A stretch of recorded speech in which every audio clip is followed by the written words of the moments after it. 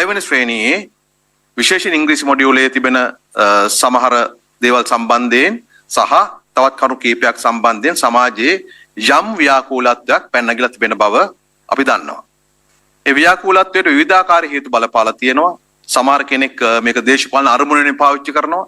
සමහර කෙනෙක් මේක නඩු වලින් බේරෙන්න පාවිච්චි කරනවා. සමහර කෙනෙක් Tamanට අහිමුණු බලය ලබා ගැනීම මාවතක් ලෙසට මේ ව්‍යාකූලත්වයේ භාවිතා කරන්න අරාදිමින් සිටින බව පේනවා. මේ ආදී කරුණු නිසා සමාජය තුළ මේ විශේෂ මාලා නිර්දේශයට අදාළ යම් ව්‍යාකූලත්වයක් නිර්මාණය කරමින් තිබෙන බව පේනවා.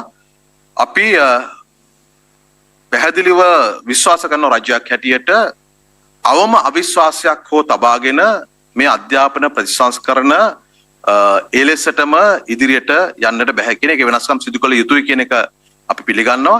ඒ අනුව මේ 6 වෙනි ශ්‍රේණියේ ඉංග්‍රීසි මොඩියුල සම්බන්ධයෙන් පැන නැගිලා තිබුණු තත්ත්වය පිළිබඳව අපරාධ පරීක්ෂණ දෙපාර්තමේන්තුව වෙන පරීක්ෂණයක් කළා. ඒ වගේම අධ්‍යාපන අමාත්‍යාංශය වෙන පරීක්ෂණයක් කළා. මේ අපරාධ පරීක්ෂණ දෙපාර්තමේන්තුවේ විමර්ශන වාර්තාවත් අධ්‍යාපන අමාත්‍යාංශයේ මූලික විමර්ශන වාර්තාවත් පදනම් කරගෙන ඒ වගේම පසුගිය දවස්වල ජනාධිපතිතුමා මේ අධ්‍යාපන විෂයට අදාළ විශ්වවිද්‍යාල ආචාර්යවරුන් අධ්‍යාපනඥයන් ඇතුළු කණ්ඩායම් ගණනාවක් එක්ක සාකච්ඡා කළා. මේ සියල්ලගෙන් ප්‍රතිඵලයක් හැටියට කැබිනට් මණ්ඩලය පහත සඳහන් තීන්දුව වලට එළඹුණා.